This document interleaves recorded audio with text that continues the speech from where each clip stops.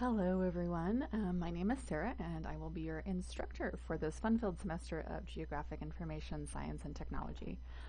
In this short video, I want to just introduce myself and also highlight the 6 most important things to know for GIST Spring 2018. So not too much to expect here, just again, like I said, a little about me and the 6 things you need to know. So I'll start with me. I am actually teaching this course remotely from Long Beach, California, although I did actually spend last summer in Lander teaching at Lander Center, so I know a bit about where you guys are generally based from. I loved Wyoming. I had never been anywhere like it before, and I can't wait to get back someday. It's good to be able to have that connection with the students as well. So about my own qualifications, I actually have a PhD in geography from King's College London. While I was there doing my research, I worked in GIS a bit, but it wasn't until after I finished that I started to gain more expertise in the subject and the area. So in the last few years, I've gotten to know the topic really well, and now I'm teaching. Personally, I'm interested in real estate, public space, urban planning, but to be honest, I'm kind of a lifelong learner, and I enjoy looking at anything that kind of relates science and human behavior and sociology and geography. And I also just have a deep appreciation for how GIS and GIS technology are solving all sorts of problems and coming up with new ways to solve problems in the world, from the built environment to natural science to infrastructure to humanitarian crises. So that's me. Before we move on to the 6 things you need to know, I wanted to first draw your attention to the admin materials. Hopefully you've already looked at it. If you haven't, please take a look at this. This video right now is sort of a summary of this stuff, but it's in your best interest to read over this, especially since this is an online class. You have to be a little bit more involved in the material, definitely involved in the material I put up for you guys. The course outline actually gives you a week-by-week breakdown of what we are studying each week and the kinds of assignments that will be due on a weekly basis. The course summary is just sort of just what it says. It's a description of each of the big sections of the class and how I expect it to run.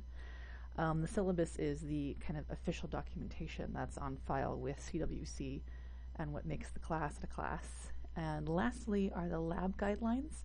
The lab guidelines will be very important for you, especially as you get started. I'm sure after a while you get used to the process of what this entails, but you will be doing labs, and I do need you to document them and upload screenshots, and I describe how to do that in the guidelines. So moving on to my 6 points.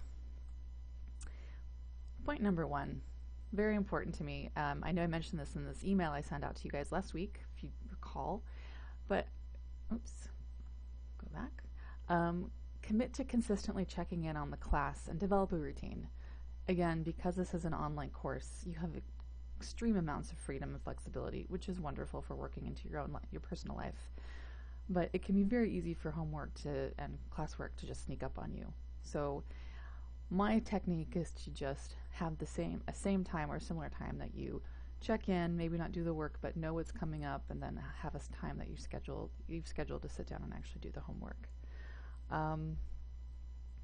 So leading on from that is that I do have due dates. We have homework every single week, and I have all work is due on Tuesdays by 11:55 p.m.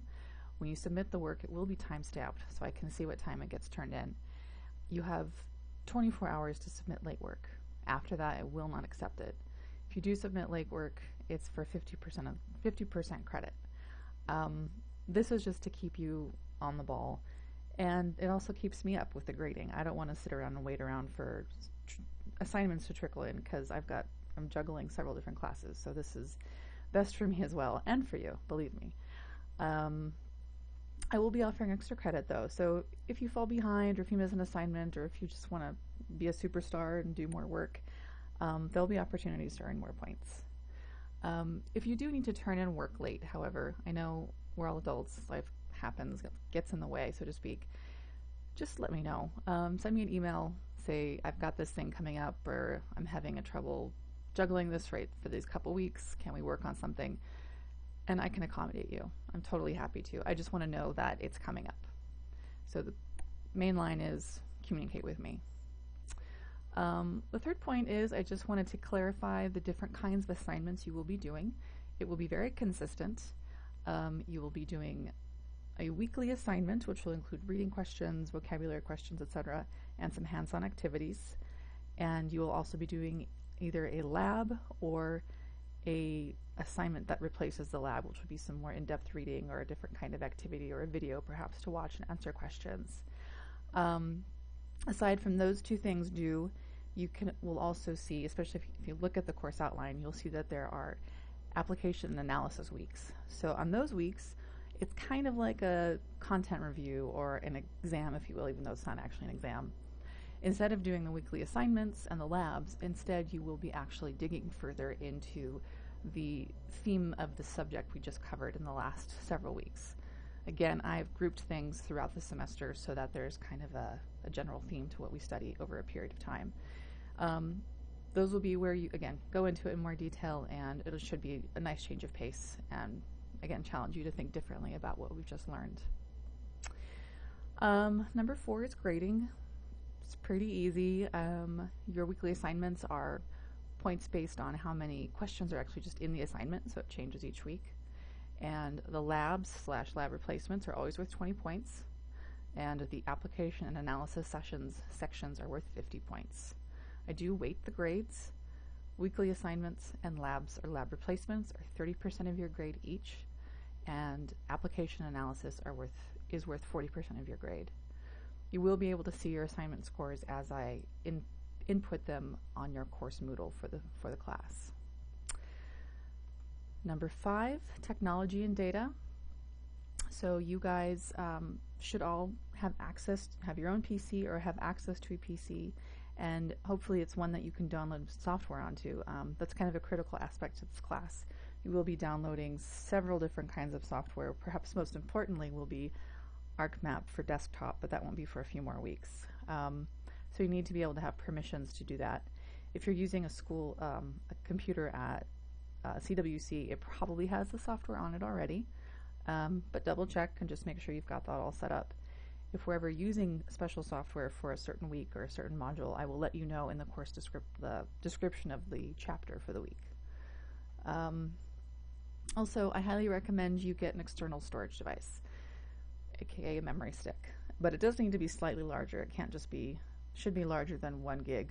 Ideally, it would be at minimum 4 gigs, but something at least over 1 gig. I don't think you'll amass too much data in this particular class. But if you're going on with your GIS coursework, you will need something bigger because GIS data is pretty big. There's lots of files and it generates a lot of new data. So you need to have something reliable that you can use. And it also helps to sort of just keep it all separate from your computer, or if you're working at school, just to have it with you and you can take it around. And last, I want to emphasize that each week, as I said before, you'll have your weekly assignment in your lab, but that every week I will post a description of what's to come. I will include any notes, any special links, anything to be aware of in the description, and there will also be always 4 sets of links at the bottom at a minimum. For the reading questions, we'll have one is a reading question template, and that will be a Google Doc, which is a lot like a Word document, except it just opens on your browser. You can download that, you can print it, or you can just keep it open, and that will be a template of the questions you will be asked to fill out or to respond to. This is so you can have it while you're doing your reading or you're doing your activities. The second will be a link to a Google form for those same set of questions. And the Google form is just like a survey, like an online survey, and it'll look exactly like the questions I gave you. And essentially what I see you doing is cutting and pasting the responses that you created on your Google Doc into the Google form and submitting it that way. You will also be able to submit any kind of screenshots or images that you need to attach to that Google form.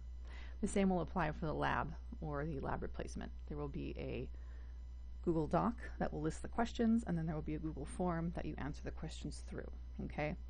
If you don't have much experience with using Google Documents, it's really easy, although it can be a little unfamiliar at first. So give yourself a little time to work with it if you haven't. But once you get the hang of it, I'm sure you'll really like using it. And if you have any questions about it, of course, don't hesitate to ask. And I'm going to endeavor to record a lecture every week. And if I don't record a lecture, I will always have some sort of videos to go, or set of videos to go along with what we're expressing or what we're studying that week. And the other thing to note is that I will also definitely have homework and assignments posted at least 2 weeks before they're due. So you'll have kind of a running look at what's coming.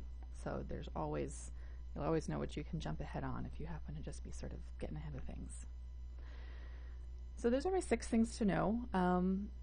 In closing, I just want you to emphasize if you ever don't understand something, if it's not clear, please email me. You can also post it to the announcement section on the course page. That acts as sort of a bulletin board for the class. Anybody can access it in the class. Anybody in the class can access it, and anybody can sort of reply. So if you have a question for the class, you don't get that somebody else can like help you out, or I can also see it and be on there as well. There's also going to be a GIS tutor, and I don't know his or her availability will be. Look out for that announcement, because you might actually need to just get a little more one-on-one discussion with somebody. Of course, I'm always available for one-on-one, so you can email me and we can arrange a phone call or just chat over email or a chat program if you need to. Also, just note that because I do other things other than teach this one class, if you email me and it's urgent, there might be a delay in my getting back to you. I might need to find a computer, or I might be out doing something else. So I will get back to you as soon as I possibly can. So I just want to make sure you get the most out of this class as possible. I think the subject is really relevant, very rewarding, and it's actually easy to apply it and think about it, and you can get a lot out of it for, I think, not minimal effort, but I think effort that you'll find comes easy. And I also think that the best way to approach this class is applying it to your own areas of personal, professional, or academic interest. So that's where I'm going to sort of lead you to think about all of the subject that we study. The work should be straightforward but challenging enough to make you think and grow. And I think the best way to ensure that you get what you need from the class is just to get in there, do the work, and see where it takes you. So on that note, have fun and remember that you've got this. And now on to that week 1 assignment. Thanks, guys.